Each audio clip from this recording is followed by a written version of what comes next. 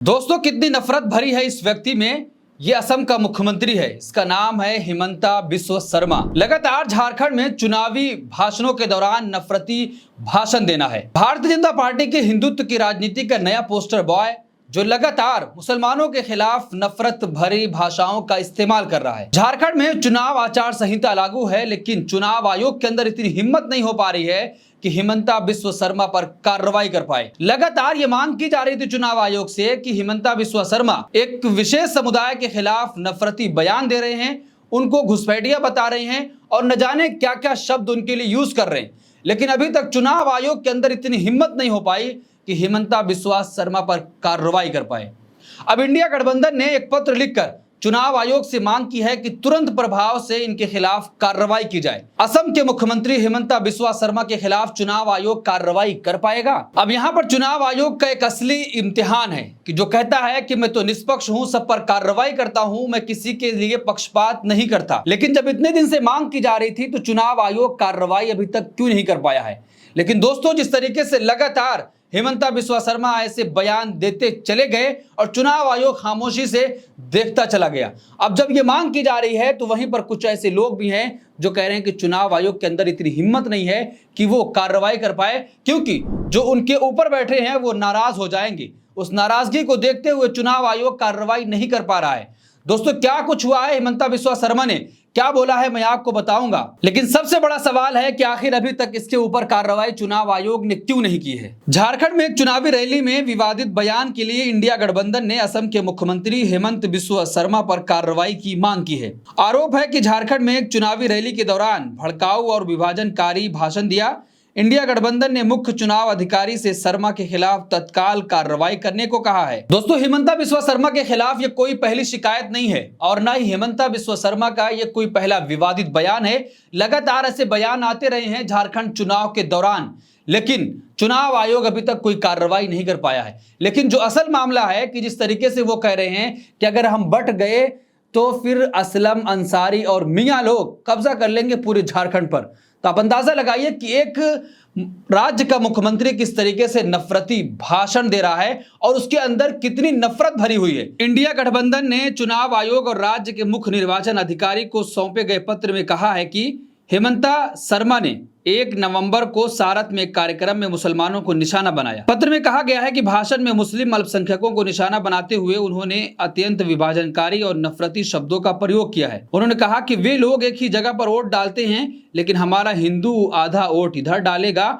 और आधा उधर, और ये सरकार घुसपैठियों को बुलाती है क्योंकि विशेष समुदाय उनको वोट देता है। ये साफ मिसाल है कि आगामी विधानसभा चुनाव में गृह युद्ध जैसे हालात पैदा करने और हिंसा भड़काने के लिए उनके द्वारा किस तरह की जहरीली भाषा का प्रयोग किया जा रहा है। झारखंड चुनाव के बीच हिमंता बिस्वा शर्मा का एक और वीडियो सोशल मीडिया पर वायरल हुआ है।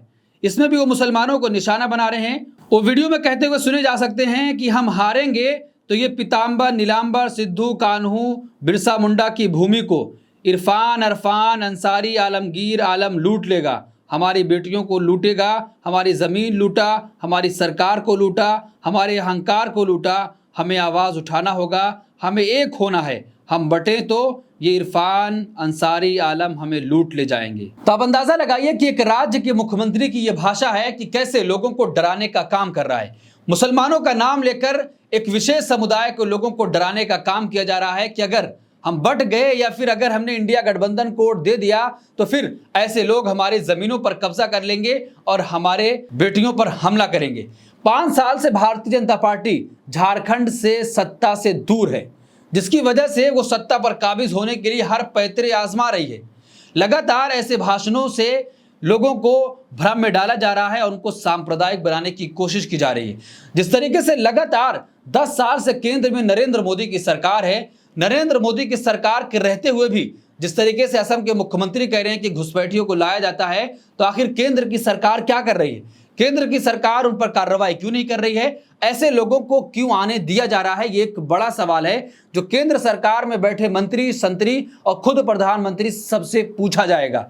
लेकिन जो यहाँ पर मुख्य सवाल है कि आखिर चुनाव आयोग क्या कर रहा है?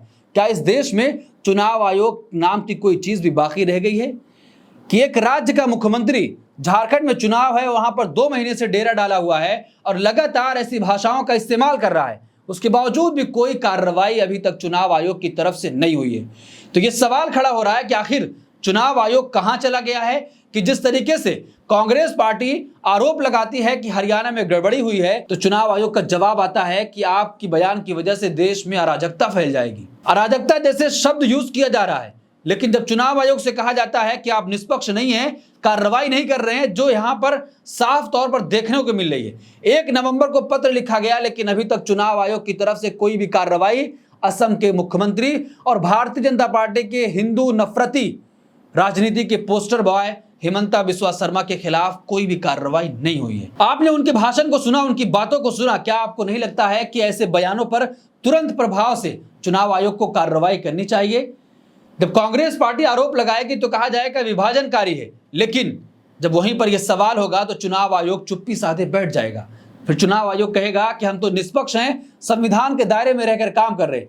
जिस तरीके से कांग्रेस पार्टी ने कहा था कि जो भाषा चुनाव आयोग यूज कर रहा है, हम उसके लिए कोर्ट भी जाएंगे और मुकदमा करने के लिए हम मजबूर होंगे, तो क्या यहां पर मुख्यमंत्री पर कार्रवाई होगी? उनको भाषण से रोका जाएगा? उनको कहा जाएगा कि आप पर इतना दिन का प्रतिबंध लगता है? जिस तरीके से 2024 के चुनाव में प्रधानमंत्री नरेंद्र मोदी लगातार मुसलमानों के खिलाफ नफरती बयान देते रहे, लेकिन चुनाव आयोग के अंदर हिम्मत नहीं हुई कि वो कार्रवाई कर सके।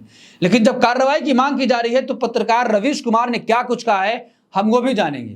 पहले पत्रकार अजीत अंजुम ने लिखा, उसके बाद रवीश कुमार ने कोट करके जो बात कही है हम वो जानेंगे। लेकिन पहले अजीत अंजुम को सुनते हैं वो क्या कह रहे हैं। उन्होंने लिखा कि हम हारेगा ना तो ये पीताम्बर, नीलांबर, सिद्धू, कान्हू, बिरसा मुंडा की भूमि को इरफान अंसारी, आलमगीर लूट लेगा। असम के मुख्यमंत्री के इस नफरती बयान पर कार्रवाई करेगा चुनाव आयोग? Question mark. अब उस पर रवीश कुमार लिखते हैं कि चुनाव आयोग ने ये सब सुनने के लिए नहीं रहा, मत सुनाइए, कोई फायदा नहीं है। इस पर एक्शन लेंगे तो उन्हीं को दिक्कत हो जाएगी। कांग्रेस की आपत्ति से अराजकता आती है और इस तरह के भाषण से रामराज समझा कीजिए। और एक ट्वीट किया रवीश कुमार ने कि चुनाव आयोग ऐसी बातों को आत्मसात कर चुका है, आपत्ति नहीं जताता, आलोचना करने पर आहत हो जाता है। तो आप अंदाजा लगाइए कि अगर चुनाव आयोग की आप आलोचना कर देंगे तो वो आहत हो जाएगा और कहेगा कि विभाजनकारी नीतियां हैं, आपकी बयानों की वजह से देश में अराजकता फैल जाएगी।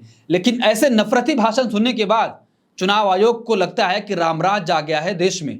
तो आप अंदाजा लगाइए कि किस तरीके की भाषा यूज की जा रही है और अभी तक कार्रवाई नहीं हो रही है। जिस तरीके से झारखंड में हेमंत सोरेन ने भारतीय जनता पार्टी के नेताओं को तोड़कर अपनी पार्टी में शामिल किया और उसके खिलाफ वहां पर एक माहौल बनाया कि भारतीय जनता पार्टी जिस तरीके से लगातार आदिवासी वोटों में सेंध मारने की कोशिश कर रही है, जिसकी वजह से हिमंता बिस्वा शर्मा को आगे किया गया है कि आप जाकर एक विशेष समुदाय के लोगों से उनको डराने का काम कीजिए कि अगर हमारी सरकार आप नहीं बनवाते हैं तो फिर इनका कब्जा हो जाएगा, ये हमारी जमीनों को, हमारी बेटियों को और हमारी तमाम चीजों को लूट ले जाएंगे।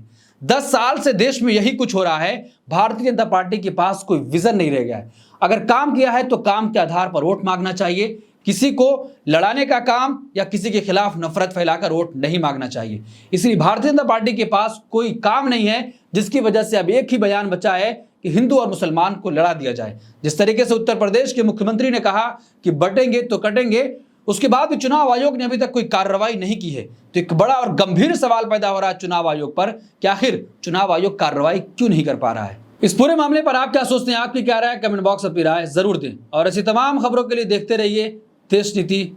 धन्यवाद।